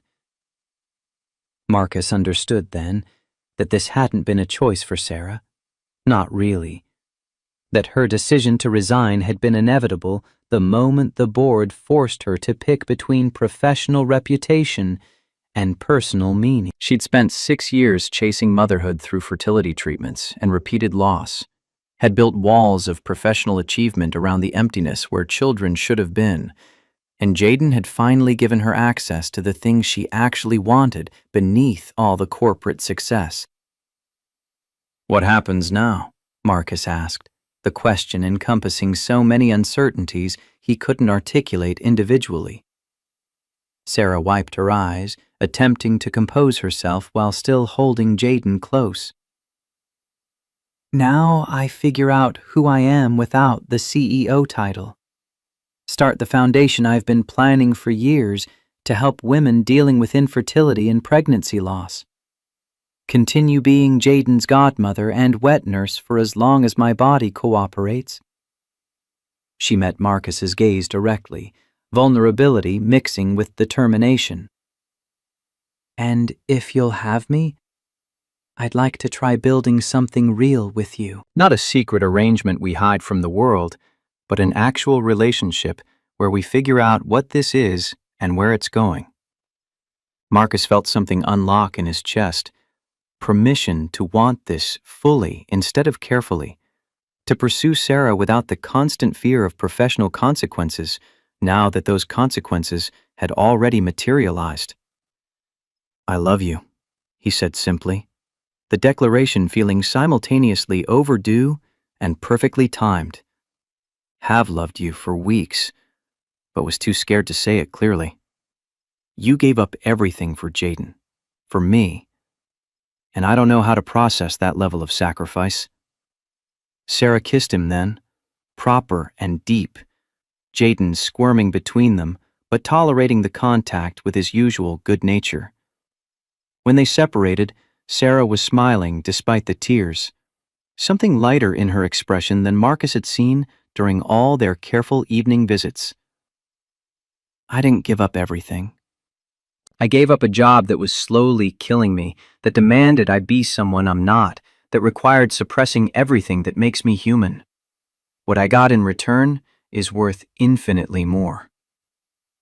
The following 48 hours passed in a blur of media attention that transformed Sarah from Ice Queen CEO to polarizing figure in debates about motherhood, corporate leadership, and the boundaries of appropriate workplace relationships. The initial TechCrunch article spawned hundreds of follow-ups, op-eds arguing both sides, think pieces about wet nursing and modern parenting and women's bodies. Marcus's identity leaked within 24 hours. His LinkedIn profile suddenly flooded with connection requests from journalists, and his apartment building besieged by photographers, hoping for images of him and Sarah together. Beverly flew out from Baltimore, despite her heart condition, arriving with enough motherly concern and practical support to help Marcus navigate the chaos. She took one look at Sarah when they finally met properly, the former CEO showing up at Marcus's apartment for the evening feeding while camera flashes went off in the parking lot below, and pulled her into a hug that lasted long enough to make Sarah cry again. "Thank you for saving my grandson," Beverly said simply when they separated. "Thank you for loving him enough to give up everything." The public response split sharply along predictable lines, conservative commentators condemning the arrangement as inappropriate regardless of circumstances, progressive voices celebrating Sarah's choice to prioritize personal meaning over corporate achievement. But underneath the political noise, something unexpected emerged.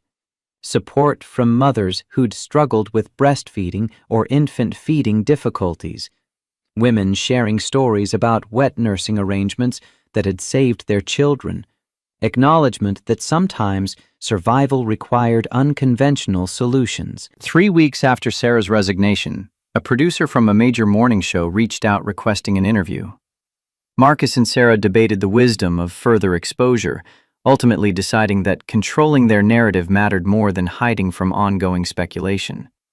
The interview aired on a Tuesday morning, both of them sitting on a studio couch while Jaden played between them, answering questions about how they'd met, why Sarah had agreed to nurse someone else's child, what their relationship had become in the aftermath of public exposure. The host, a woman in her 50s who'd built her career on empathetic but probing interviews, asked the question that cut to the heart of everything. Sarah, you were one of the most powerful CEOs in Silicon Valley. You gave that up for a baby who isn't biologically yours, for a relationship that violates conventional boundaries. Do you regret it? Sarah looked at Jaden, then at Marcus, her expression completely open in ways the Ice Queen would never have allowed. I spent 6 years and over $400,000 trying to have a biological child. 4 pregnancies, 4 losses, each one taking a piece of my soul I'll never get back. I built a billion-dollar company thinking that achievement would fill the void, that professional success would compensate for not being a mother. She paused, choosing words carefully. Nursing Jaden taught me that meaning doesn't come from valuations or market share. It comes from being needed by someone who doesn't care about your accomplishments, who just wants you present and available and willing to give them what they require to survive. I don't regret giving up the CEO position. I regret that it took me 42 years and 4 dead children to understand what actually mattered. The interview went viral within hours, clips circulating on social media with commentary that ranged from supportive to vicious. But Marcus noticed something shifting in the overall discourse. Mothers coming forward with stories about cross-nursing and milk sharing. Medical professionals defending the practice as safe and beneficial when done with appropriate screening. The shame and scandal that initially dominated coverage began giving way to more nuanced discussion about different paths to motherhood, about how grief could intersect with joy in ways that defied conventional categories. Dr. Morrison called a week after the interview aired, his voice carrying satisfaction Marcus hadn't heard in their previous conversations. I've received over 300 calls from mothers asking about wet nursing arrangements for babies with feeding difficulties. Your story is changing how people think about this, Marcus, making it acceptable again to seek help in ways that were normal for most of human history. The observation landed with unexpected weight, suggesting that their private arrangement had somehow become public advocacy. Their survival strategy transformed into permission for other families facing similar crises. 6 months after Sarah's resignation, she officially launched the Emma's Legacy Foundation with an initial commitment of $200 million, focused on supporting women through infertility, pregnancy loss, and alternative paths to motherhood. The foundation funded milk banks across California, provided grants for IVF treatments, offered counseling for families navigating adoption and surrogacy. Sarah poured into the work the same intensity she'd brought to building Technova, but now directed toward helping others avoid the isolation and repeated devastation she'd experienced. Marcus transitioned to a position at a smaller startup where his skills were valued, but the pressure felt manageable, where leaving at reasonable hours to help with Jaden didn't mark him as insufficiently committed. The pay cut was significant, but survivable, and the reduced stress made him a better father and partner than he could have been while grinding through 80-hour weeks at Technova. Jaden thrived, his development accelerating in ways that suggested the early feeding difficulties hadn't caused lasting damage.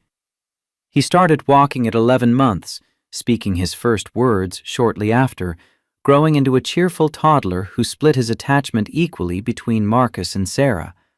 The nursing continued until Jaden was 15 months old, when Sarah's supply finally began decreasing and solid foods had largely replaced breast milk in his diet. The transition was gradual and gentle, Sarah's body slowly relinquishing a function it had maintained far longer than medical literature suggested was typical.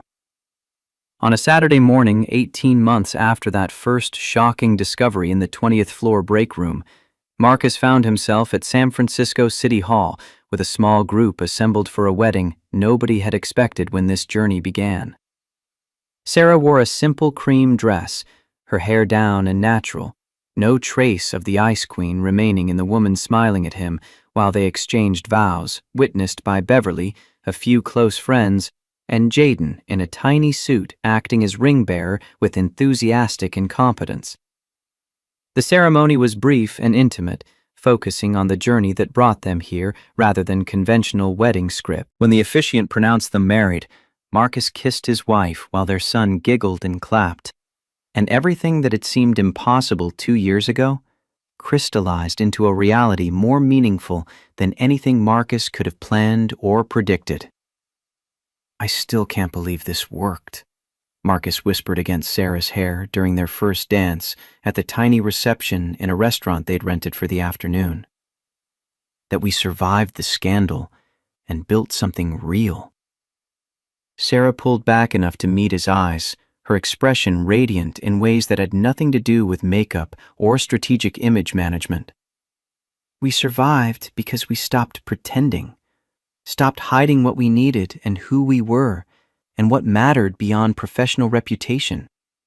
Turns out honesty and vulnerability are more powerful than any corporate strategy." Later that evening, after guests had departed and Jaden was sleeping peacefully at Beverly's hotel room, Marcus and Sarah sat on the couch in what was now their shared apartment, larger than his original place but still modest by standards Sarah could easily afford. "Do you miss it?" Marcus asked, the question encompassing Tech Nova and the CEO title and the power that came with leading a billion-dollar company. Sarah considered seriously, not offering easy platitudes but genuine reflection. "I miss the intellectual challenge sometimes, the satisfaction of solving complex problems. But I don't miss the person I had to become to succeed in that world. Don't miss the isolation or the constant performance or the way achievement never actually filled the emptiness." She shifted to face him more directly, her hand finding his. "Jaden saved my life, Marcus. Not metaphorically or dramatically, but actually saved me from a path that was destroying me slowly. He gave me permission to want something beyond professional success, to acknowledge that building companies wasn't what I actually needed." Marcus understood, having traveled his own version of that journey, learning that being a good father mattered more than impressing managers or climbing corporate ladders. They sat together in comfortable silence, the city lights visible through windows that overlooked a neighborhood where actual families lived instead of tech millionaires, where children played in parks and people knew their neighbors' names. Jaden woke them at 6 the next morning, having been delivered back by Beverly, who had her own flight to Baltimore to catch.